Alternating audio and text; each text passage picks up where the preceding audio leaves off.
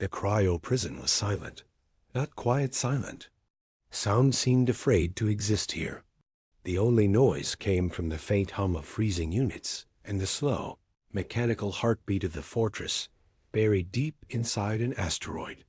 Rows upon rows of cryopods stretched into the shadows, each one holding a different kind of nightmare. Criminals, warlords, assassins from every corner of the galaxy. The air was so cold that even the massive reptilian guards kept their armor heaters on high. They walked their patrol routes slowly, their clawed feet clanging against the metal floor. Their job was simple: keep the prisoners frozen, keep the galaxy safe. But tonight, one pod was different.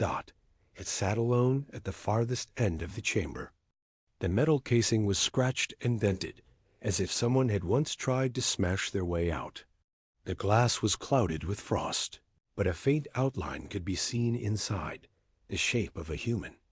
The label on the pod was half faded, but the words could still be read: Subject HO1, dangerous, do not release.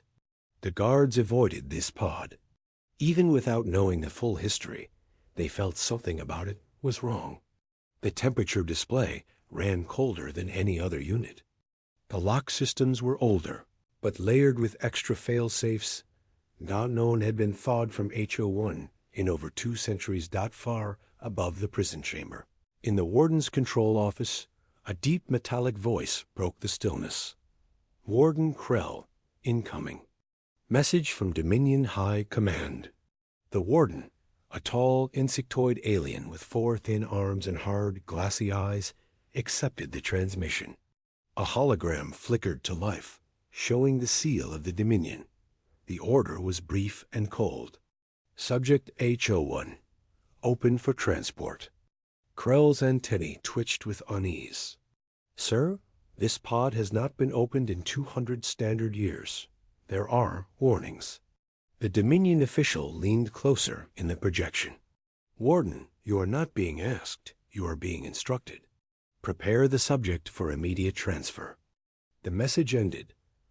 Krell sat there for several seconds, his mandibles grinding together. Finally, he pressed the intercom. Unit 12, bring thaw equipment to pod HO1, now. Down in the chamber, 2 guards approached the ancient pod. There, breath fogged in the frigid air. Why is this one so special? The younger guard asked, his voice muffled inside his helmet. The older one kept his eyes on the frost-covered glass. Because this one isn't like the others. The Dominion fought a war with his kind and barely survived. As they worked the control panel, the hum of the freezing systems began to fade. Steam hissed around the pod's edges. The frost slowly melted from the glass, revealing the man inside. Even frozen, he looked dangerous. His face was hard, scarred from old battles. His fists were clenched. His short dark hair was frozen in place like a statue. And then, in a quick flash, guards saw something they didn't expect. His eyes moved. Flashback. Centuries earlier, a different cryo chamber. Blinding lights. Shouts. Alien soldiers forcing a man into the pod, his hands locked in steel cuffs. "You'll never win," he had shouted, straining against their grip. "And when I get out, I'll remember every face here." A Dominion officer had leaned in close. "You will not get out, human. Time itself will bury you." The pod door had closed with a final hiss. Darkness. Cold. Silence. The present returned. The hiss of escaping vapor grew louder as the locks clicked open. Inside, the man's fingers twitched. His chest rose for the first time in 200 years. The guard stepped back, weapons ready. The front of the pod split open, steam rolling. Out across the floor. The man stepped forward, barefoot on the freezing metal. His eyes were open now, but there was no confusion in them. No panic, only rage. He looked around the chamber slowly, taking in every detail. The guards, the layout, the security cameras. His breathing was steady, His muscles tensed. The older guard swallowed. "State your name." The man tilted his head slightly, as if weighing whether the question even deserved an answer. Finally, his voice came, low, calm, and dangerous. "Commander Elias Kane." The guards exchanged uneasy glances. That name was supposed to be legend, a myth from a war so old that most species thought it was just a story. The younger guard tried to sound confident. "You've been ordered for transfer to." Kane's eyes locked on him, and the words died in his throat. The warden arrived then, stepping into the chamber. "Subject H01, you will come with us peacefully. You will be restrained." Kane smiled faintly, but it was not the smile of a man amused. It was the smile of a predator. "You froze me because you were afraid of what I could do. Let's find out if you had a good reason." The guards moved in, weapons ready. Kane didn't resist, not yet. But in his mind, gears were already turning, memorizing every exit, every code, every face. 2 centuries in the dark had not dulled his anger. It had sharpened it, and the galaxy was about to learn that waking him was their worst mistake. If you want, I can now write Part 2 mining colony of Darren's Reach, floated in a lonely corner of the frontier, orbiting a red dwarf star. It was a small station, barely 2,000 residents, most of them miners and engineers. The galaxy had long forgotten this place. Supplies arrived once every 6 months, news even less often. That's why the first shadow went unnoticed. It appeared on the edge of the system, long, thin, and utterly silent. Too far for local sensors to pick up properly, but large enough to block a portion of the starlight. The station's traffic officer, Merrick Voss, thought it was a passing asteroid. He logged it. He forgot it. But then came the second shadow. This one moved. It turned slowly, aligning itself with the orbital path of Darren's Reach. And then, without warning, it disappeared from the sensors entirely. 3 days later, the colony's old Deep Space Comms array picked up a faint whisper on an unused channel. A human distress code dot at first. People laughed. Humans? Out here? That's ancient history. But the station commander, Captain Elara Brandt, didn't laugh. She'd studied old Terran battle records during her academy days. The distress signal wasn't just human, it was military. From an encryption protocol no one had used in over 3,000 years. "Could be a hoax," her deputy said. "No," Brandt replied. "This feels wrong." That night, a young technician named Kellen was on the observation deck, scanning the asteroid belt. The lights inside the station were dim. The only illumination came from the faint glow of the dwarf star outside. That's when he saw it, a triangle of lights, far out in the black, moving with unnatural precision. He blinked. The lights were gone. The next day, the colony's power grid flickered. Not once, not twice, 13 times in 1 minute. No one could explain why. An old man in the mess hall muttered, "Seen it before, back in the war." When? Someone asked which war. The man just shook his head. The one nobody talks about?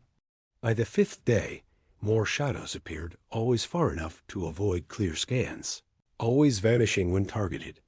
Finally, Captain Brandt sent a coded message to the nearest galactic defense outpost. But before the message could fully transmit, the comm system cut off mid-burst. Every screen in the control room went black. Then a single line of text appeared, in a language no one had seen in centuries. "Stand by for Terran command." The patrol ship veering drifted along the outer edge of the Coria Nebula, its scanners humming quietly. To the crew, it was a routine shift, 30 days of watching empty space for smugglers or stray meteor trails.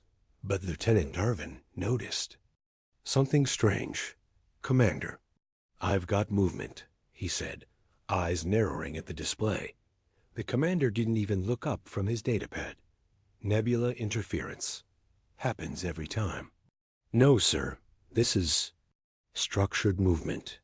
Formation flying. Darwin tapped the controls, filtering out the static from the gas clouds. The blips sharpened rows of objects moving together at equal speed. The commander frowned now. How many? Darwin counted, and his voice caught. At least 50.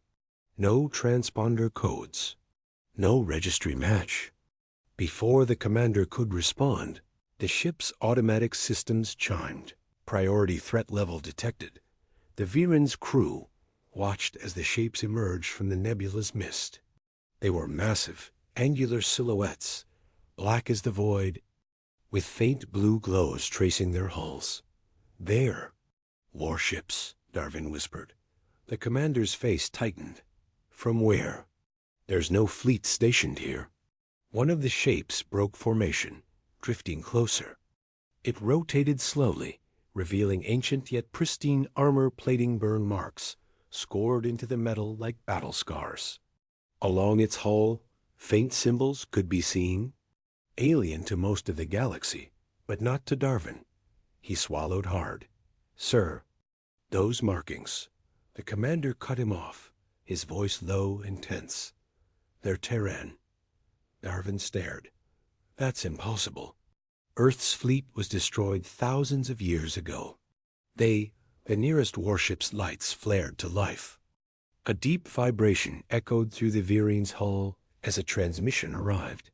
It was a single word, spoken in an old, sharp language, long forgotten in the galaxy. The commander translated it from memory. It meant, identify. The Viren's communication systems hissed, then went dead. Every console flickered, lights dimming, as if something vast and unseen was pressing down on the ship. Darwin's voice was barely a whisper. Sir, I think they're scanning us. The commander didn't move. His eyes were fixed on the colossal ship outside. Lieutenant, I don't think they're here to talk. In the shadows of the nebula, the other black warships began to spread out, forming a silent wall. Their hulls carried the marks of battles fought long before the current. Galactic maps even existed. And then, without a sound, they all vanished from the scanners. The Galactic Dominion had prepared for centuries to defend its borders, but nothing could have prepared them for this. 3 human ships, if they could even be called ships, appeared. Without warning above the Dominion's military capital, Kortal. They did not come from hyperspace. They did not pass through jump gates. They were simply there, like shadows blinking into existence. The Dominion defense grid activated instantly thousands of orbital cannons, locking onto the intruders. Planetary shields shimmering to full power. Commanders shouted over comms. Panic. Bleeding into their disciplined voices. Unknown vessels. Identify yourselves or be destroyed. The humans did not respond. Instead, the largest ship, a monstrous construct of black alloy and jagged edges, rotated slowly until its forward array aligned with the planet. Its hull pulsed with faint blue light like a heartbeat. On the Dominion flagship, Grand Admiral Sereth clutched the command rail, eyes fixed on the tactical display. Fire. Now? The defense network unleashed its fury. Thousands of plasma, bolts, rail slugs, and energy beams converged on the human ships. The sky above Kortal became a blinding storm of firepower. When the light faded, the human ships remained untouched. No shield flare, no armor damage, nothing. Then came the human reply. The lead warship opened a single vent along its side. A glowing sphere, no larger than a fighter craft, drifted out. Dominion sensors scrambled to analyze it, tagging it as an unknown energy anomaly. The sphere fell toward the planet, silently, almost lazily. Then, at a precise altitude, it erupted without sound, without heat, into a wave of invisible energy. Every Dominion weapon powered down. Orbital stations went dark. Planetary shields collapsed like shattered glass. Admiral Sereth shouted in horror. They've disabled the grid without a shot. Before any countermeasure could be considered, the humans made their move. Two smaller ships darted forward, their movement almost too fast for sensors to track. They fired weapons the Dominion had no name for, beams of light that tore through warships as if they were made of mist. Missiles that split into swarms of microdrones, carving through hulls with surgical precision in less than 5 minutes. The entire Dominion High Fleet over Kortal was gone. Not disabled, not retreating, gone. And yet, the humans did not fire on the planet itself. Instead, the lead ship transmitted a single message to every channel, every frequency. One world spared, one warning given. Next time there will be no survivors. Then the ships vanished, leaving. Behind a planet in stunned silence and a galaxy that suddenly understood, humanity was no longer hiding. The eternal resolve drifted in the deep shadow of a gas giant, its black hull blending perfectly with the void. No running lights, no emissions. It was as if the warship didn't exist. From orbit, the giant storm below twisted like a living thing, bands of orange and crimson swirling endlessly, each larger than Earth itself. The crew had learned to work in near silence. Every whisper carried a weight. Every sound could mean detection. Commander Rail stood at the forward observation deck, hands clasped behind his back. He had been studying the incoming reports for hours, but the most recent transmission chilled him more than any before. Enemy fleet count, 1,284 vessels. Position, moving through the Lyra corridor. Estimated time until arrival at human territory, 72 hours. The Lyra corridor was supposed to be heavily patrolled. It was a natural choke point, guarded by automated defense stations until they went silent 2 days ago. Sabotage?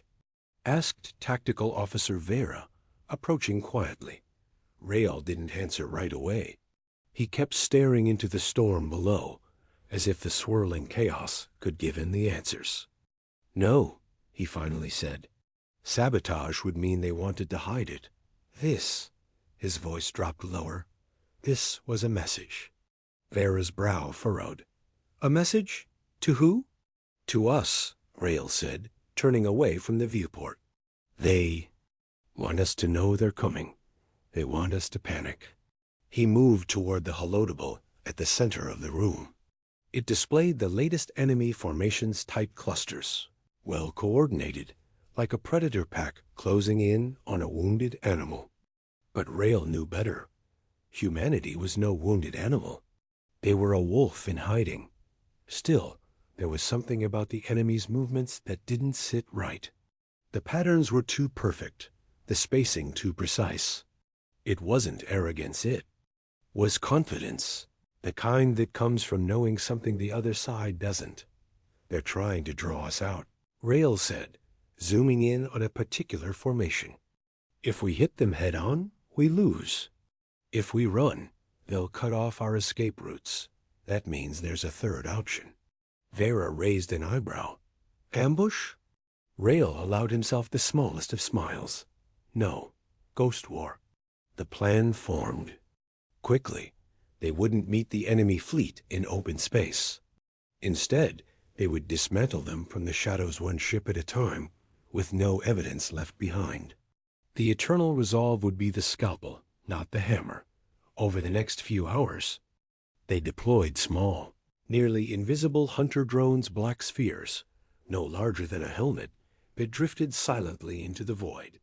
Their purpose wasn't to attack directly, but to map every single enemy vessel's heat signature, power cycles, and shield timings. The AI aboard the Resolve wove the data together like an assassin studying a target's heartbeat. By the time the first enemy scout ship entered range, Rail already knew exactly when its shield would be at its weakest down to the second. A single silent missile left the Resolve's underbelly. No engine burn, no visible glow, just a shard of death gliding through the void. It struck the scout's reactor housing with surgical precision. The ship didn't explode. It simply went dark, drifting lifelessly into space. Target eliminated. The AI reported in its calm, almost clinical tone. One down. 1,283 to go. 3 hours later, another scout vanished. Then 2 more, both disappearing without a single distress call. By the time the enemy noticed, 10 ships had gone dark in completely different sectors. Confusion spread through their ranks. They began to slow down, pulling ships closer together for protection. Rail smiled grimly. Exactly what I wanted. He murmured, tighter formations mean easier targeting. But then something unexpected happened. The enemy stopped advancing. Their entire fleet halted. It was as if they had suddenly lost the will to move forward. Sir, Bear said. Cautiously, they're broadcasting something. Encrypted, but it's not in their usual patterns. I think it's a warning signal. Rail's stomach tightened. The enemy wasn't panicking. They had realized something else was out here with them. And if they weren't afraid of us, then... A sensor alert blared. Not from the enemy. From deep space, multiple unknown signatures were approaching fast. Not human. Not enemy. Something else had entered the war. The Galactic fleet thought they were chasing a lone human battleship. In truth, they were being led. For hours, the alien armada pursued the vanguard. Their sensors locked on its energy signature. Every calculation, every turn the humans made seemed desperate, like prey running from predators.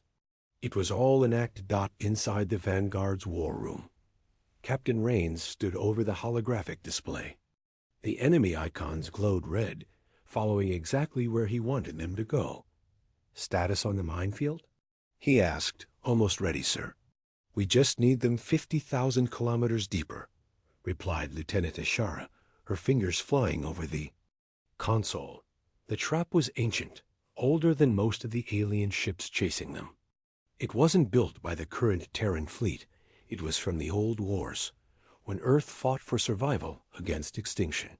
Back then, humanity had seeded certain systems with dormant weapons, and then erased them from all navigational charts. Now, after centuries, one of those systems was about to wake up. Aboard the alien flagship Goreth's Pride, the fleet commander, Admiral Vryle, grinned with satisfaction. Terran vessel is cornered. Their vector leads them into dead space. No exits. His officers were already imagining the glory and the rewards that would come from capturing the last functioning human battleship. Do not destroy it, Vryle ordered. I want it intact. The galaxy will see them kneel before us. Back on the Vanguard, sensors chimed. They've entered the field, Ashara said. Rains nodded slowly. Activate ghosts. Instantly, ancient satellites hidden among the asteroids powered up, sending out fake signals. Hundreds of false Terran ship signatures appeared on alien scanners. Confusion rippled through the pursuing fleet. They have reinforcements. A panicked alien officer cried aboard the Goreth's Pride. Vryle snarled. Ignore the illusions. Press forward. The moment the fleet moved deeper, the second phase began. The dormant minefield awoke. Massive black spheres the size of small moons unfolded from the shadows, their surfaces covered in pulse cannons and gravity warheads. These were not simple explosives. Each was a planetary defense weapon from the old Earth era, built to annihilate capital ships in seconds. One mine opened fire. A single blue-white beam lanced across the void, cutting through an alien dreadnought's shields and slicing the ship in half. Explosions bloomed like silent flowers. The aliens panicked. Some tried to turn back, but found their path blocked as more ghost ships appeared, each projecting human warship silhouettes into their sensors. They can't tell what's real and what's a weapon, Ashara said, almost in awe. Good. Rains replied. Let's finish it. The Vanguard swept through the chaos, striking surgically. They didn't waste firepower. They hit engines, communications, command ships. The alien formation broke apart like glass under pressure. From the Gorith's pride, Admiral Vrol watched as his glorious hunt turned into a slaughter. Every order he gave was met with more explosions, more screams over the comms. One of his aides turned to him pale. They're hurting us, sir. This was never a chase. Frau finally understood. It wasn't that the humans had nowhere to run. It was that they never intended to run at all. By the time the surviving alien ships fled, the minefield was quiet again, its weapons going dormant as if they had never awoken. The vanguard disappeared into the void, leaving only wreckage behind. Rain stood on the bridge, silent.